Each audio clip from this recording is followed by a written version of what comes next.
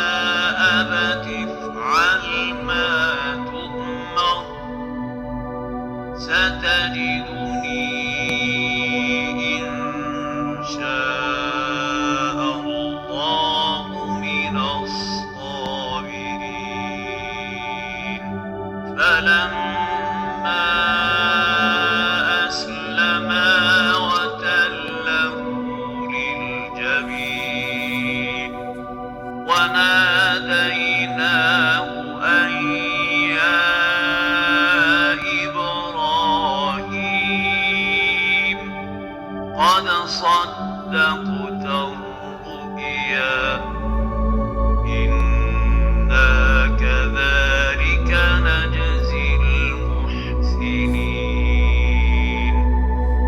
إن هذا لهو البلاء المبين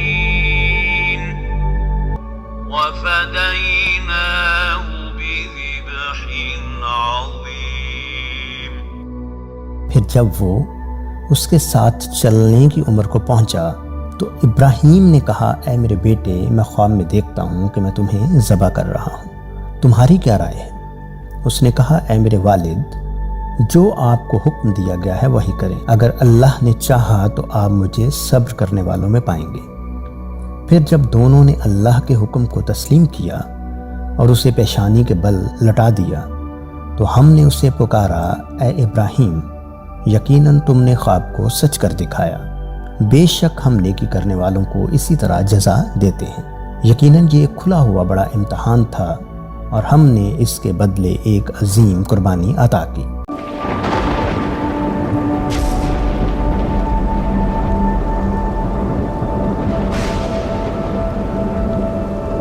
اگر میں آپ کو یہ بتاؤں کہ جس بیٹے کی قربانی کی بابت بائبل میں واضح طور پر لکھا ہے اسی کے بارے میں قرآن پاک اور دیگر کتب میں بھی لکھا ہے تو کیا آپ اس بحث کو دوبارہ دیکھنے کے لیے تیار ہوں گے؟ وہ نام کس کا ہے، حضرت اسحاق کا یا پھر حضرت اسماعیل کا؟ آج ہم جذبات یا روایات کی نہیں بلکہ ہم مقدس کتابوں کے الفاظ کی بات کریں گے۔ کون تھا وہ بیٹا جسے قربان کرنے کا حکم ہوا، حضرت اسحاق یا حضرت اسماعیل؟ آج کا لیکچر آپ کے ذہن میں ایک سوال نہیں بلکہ ایک پورا زاویہ بدل سکتا ہے۔ قربانی کا بیٹا حضرت اسحاق یا حضرت اسماعیل اور خدا کا وعدہ کس کے ساتھ تھا؟ میرے پیارے بہنوں اور بھائیوں، آج ہم ایک ایسے موضوع پر بات کریں گے جو نہ صرف ایمان کا امتحان ہے بلکہ یہودی، مسیحی اور اسلامی روایات میں ایک مرکزی کہانی بھی ہے۔ کون سا بیٹا قربان ہونے کے لیے پیش کیا گیا، حضرت اسحاق یا حضرت اسماعیل؟ ہم ان اہم نکات پر روشنی ڈالیں گے۔ یہ تینوں مذاہب کی مشترکہ کہانی ہے۔ بائبل میں واضح حوالہ حضرت اسحاق کا ہے، خدا کا وعدہ اور حضرت اسحاق کی ولادت۔ قرآن پاک میں کیا ذکر ہے؟ دمبے کی قربانی، گوشت کھایا گیا یا نہیں؟ آج قربانی کا گوشت کھانا جائز ہے یا نہیں؟ اور پھر ہم خلاصے اور نتائج کے اوپر پہنچیں گے۔ تینوں مذاہب میں قربانی کی کہانی کیا ہے؟ یہودی، مسیحی اور اسلام تینوں حضرت ابراہیم کی قربانی کی آزمائش کو ایک عظیم ایمان کی علامت مانتے ہیں۔ تاہم اختلاف اس بات پر ہے کہ قربان ہونے والا بیٹا کون تھا۔ یہودی اور مسیحی روایات کے مطابق حضرت اسحاق اور اسلامی روایات کے مطابق عام طور پر حضرت اسماعیل۔ حضرت اسماعیل کی پیدائش کب ہوئی؟ آپ سب کو پتہ ہے کہ سارہ ابراہیم کی بیوی تھی جبکہ ہاجرہ سارہ کی لونڈی تھی۔ سارہ بھانج تھی اس لیے اولاد پیدا نہیں کر سکتی تھی۔ سارہ نے اپنی لونڈی ہاجرہ ابراہیم کو دی کہ اس کے لیے اولاد پیدا کرے۔ حضرت اسماعیل کی پیدائش کیسے ہوئی؟ پیدائش 16:15 کے مطابق، اور ہاجرہ نے ابرام کے لیے ایک بیٹا جنا، اور ابرام نے اپنے بیٹے کا نام جو ہاجرہ سے پیدا ہوا حضرت اسماعیل رکھا۔ پھر پیدائش 16:16 کے مطابق، اور ابرام کی عمر اس وقت 86 سال تھی جب ہاجرہ نے حضرت اسماعیل کو جنم دیا۔ حضرت اسماعیل کی پیدائش آسان اور بغیر وعدے کے تھی۔ پیدائش کے مطابق ہاجرہ ایک مصری لونڈی تھی۔ سارہ نے اپنی مرضی سے اسے ابراہیم کو دیا اور حضرت اسماعیل کی پیدائش ہوئی۔ یہ کوئی معجزہ نہیں تھا، جبکہ پیدائش میں آگے جا کے لکھا ہے کہ تیری بیوی سارہ ایک بیٹے کو جنم دے گی۔ یہ ایک معجزہ تھا۔ کیوں؟ کیونکہ حضرت ابراہیم کی عمر اس وقت 100 سال اور حضرت سارہ کی عمر اس وقت 90 سال تھی، اور وہ بانجھ بھی تھی۔ کیا قرآن پاک میں حضرت اسماعیل کا ذکر بطور قربانی ہے؟ آئیے دیکھتے ہیں۔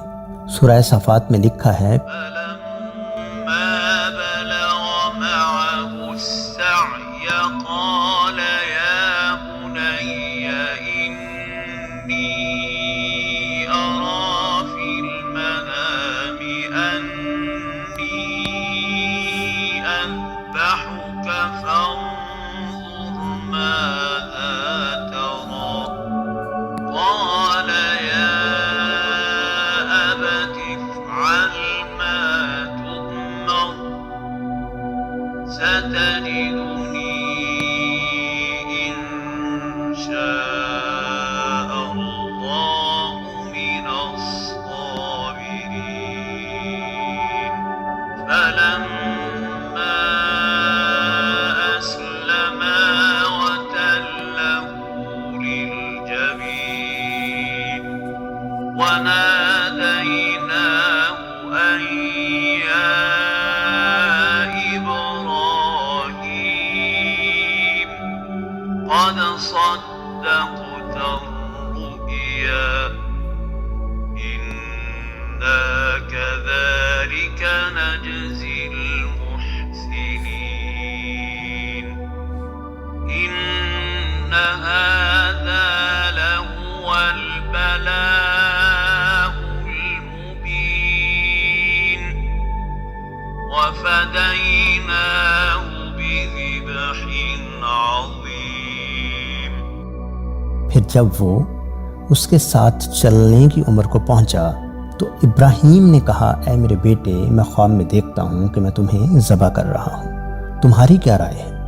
اس نے کہا اے میرے والد، جو آپ کو حکم دیا گیا ہے وہی کریں، اگر اللہ نے چاہا تو آپ مجھے صبر کرنے والوں میں پائیں گے۔ پھر جب دونوں نے اللہ کے حکم کو تسلیم کیا اور اسے پیشانی کے بل لٹا دیا تو ہم نے اسے پکارا اے ابراہیم، یقیناً تم نے خواب کو سچ کر دکھایا، بے شک ہم نیکی کرنے والوں کو اسی طرح جزا دیتے ہیں۔ یقیناً یہ ایک کھلا ہوا بڑا امتحان تھا اور ہم نے اس کے بدلے ایک عظیم قربانی عطا کی۔ قرآن پاک میں کہیں بھی یہ ذکر نہیں کہ قربانی کے لیے حضرت اسماعیل کا نام آیا ہو۔ قرآن پاک صرف بیٹے کا ذکر کرتا ہے، اس کا نام نہیں لیتا۔ قرآن پاک میں قربانی کا بیٹا کون؟ سورہ صفات میں حضرت ابراہیم کو بیٹے کو خواب میں قربان کرتے دیکھنے کا ذکر ہے۔ بیٹا راضی ہوتا ہے لیکن نام نہیں لیا گیا، اور لیکن اس کے فوراً بعد آیات ہے تو ہم نے اس سے ایک بردبار لڑکے کی بشارت دی، پھر ہم نے اسے حضرت اسحاق کی بشارت دی۔ اہم نقطہ یہ ہے کہ قرآن پاک میں کہیں بھی قربانی کی کہانی میں بیٹے کا نام نہیں ہے، بلکہ اس کے بعد حضرت اسحاق کا ذکر ہے، جس سے واضح ہوتا ہے کہ وہی قربانی کا بیٹا ہو سکتا ہے۔ اسلامی روایات بعد میں حضرت اسماعیل کو مانتی ہیں، لیکن قرآن پاک اور صحیح حدیث میں واضح نام نہیں ہے۔ بائبل کا کہتی ہے حضرت اسحاق یا پھر حضرت اسماعیل۔ توریت اور بائبل میں واضح حوالے ہیں۔ پیدائش میں لکھا ہے پھر خدا نے کہا اپنے اکلوتے بیٹے حضرت اسحاق کو لے کر موریا کے ملک کو جا اور اس سے وہاں قربانی کے طور پر چڑھا۔ یہاں نام واضح طور پر حضرت اسحاق کا ہے، حالانکہ حضرت اسماعیل اس سے پہلے پیدا ہو چکے تھے، لیکن بائبل میں حضرت اسحاق کو اکلوتا کہا گیا کیونکہ وہ وعدے کا بیٹا تھا۔ خدا کا وعدہ صرف حضرت اسحاق کے ساتھ تھا۔ پیدائش میں لکھا ہے میں حضرت اسحاق سے اپنا عہد قائم کروں گا جو سارہ تمہیں اگلے سال دے گی، حضرت اسماعیل کو بھی برکت دوں گا لیکن عہد صرف حضرت اسحاق سے ہوگا۔ پیدائشی میں آگے جا کے لکھا ہے کہ تمہاری نسل کا سلسلہ حضرت اسحاق سے چلے گا۔ حضرت اسماعیل کے لیے بھی دعا قبول ہوئی۔ خدا نے کہا میں حضرت اسماعیل کو بھی برکت دوں گا لیکن پیش گوئیاں، نجات اور نبیوں کا سلسلہ حضرت اسحاق سے ہوگا۔ ناموں کی تبدیلیاں بھی ہوتی ہیں۔ قرآن پاک میں حضرت ہاجرہ کے نام کا براہ راست کہیں بھی ذکر نہیں ہوا۔ ان کا کردار صرف تفسیری اور تاریخی روایات میں ملتا ہے۔ قرآن پاک صرف ابراہیم اور ان کے اہل بیت کا ذکر کرتا ہے لیکن حضرت ہاجرہ کا نام نہیں لیتا۔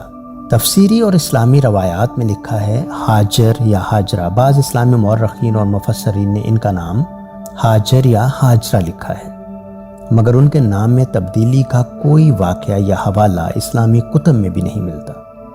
لیکن جب وعدے کا فرزند پیدا ہوتا ہے تو اس کی پیدائش سے پہلے خدا بہت کچھ تبدیل کرتا ہے۔ ابرام سے ابراہام نام کی تبدیلی حضرت اسحاق کی پیدائش سے 1 سال پہلے ہوئی۔ پیدائش میں لکھا ہے ابرام کی عمر 86 سال تھی جب حضرت اسماعیل پیدا ہوا، اور پھر آگے لکھا ہے جب ابرام 99 سال کا ہوا تو خدا نے اس کا نام ابراہام رکھا۔ جب ابراہم کی عمر 99 سال کی ہوئی تو خداوند اس پر ظاہر ہوا اور فرمایا تیرا نام اب سے ابرام نہیں بلکہ ابراہام ہوگا کیونکہ میں نے تجھے قوموں کا باپ بنایا ہے۔ یعنی حضرت ابراہم کا نام ابرام سے ابراہام حضرت اسماعیل کی پیدائش کے 13 سال بعد تبدیل ہوا۔ ناموں کا مطلب دیکھیے، ابرام کا مطلب تھا اونچا باپ اور ابراہام کا مطلب تھا قوموں کا باپ۔ اسی طرح سارا کا نام بھی تبدیل کر دیا گیا۔ پیدائش میں لکھا ہے ساری تیرا نام نہ رہے گا بلکہ سارا کہلائے گا۔ وہ قوموں کی ماں ہوگی، بادشاہ اس سے پیدا ہوگے۔ پرانا نام کیا تھا؟ ساری یعنی کہ میری شہزادی، اور نیا نام تھا سارا یعنی کہ قوموں کی شہزادی۔ یہ تبدیلی وعدے اور عالمی حیثیت کی علامت تھی۔ حضرت ہاجرہ کے معاملے میں بائبل میں حضرت ہاجرہ ہی کے نام سے پکاری گئی ہیں، کہیں بھی ان کے نام کی تبدیلی کا ذکر نہیں۔ نہ کوئی کانوینٹ بیسڈ رینیمنگ ہے اور نہ کوئی نیا نام دیا گیا۔ بائبل میں وہ ہمیشہ ہاجرہ ہی کہلاتی ہیں، اور قرآن پاک کے مطابق حضرت ہاجرہ کا نام براہ راست ذکر نہیں ہوتا، وہ ابراہیم کی اہلیہ اہل بیت کے عمومی بیان میں آتی ہیں۔ ری نیم کا یا نام کی تبدیلی کا کوئی ذکر نہیں ہے۔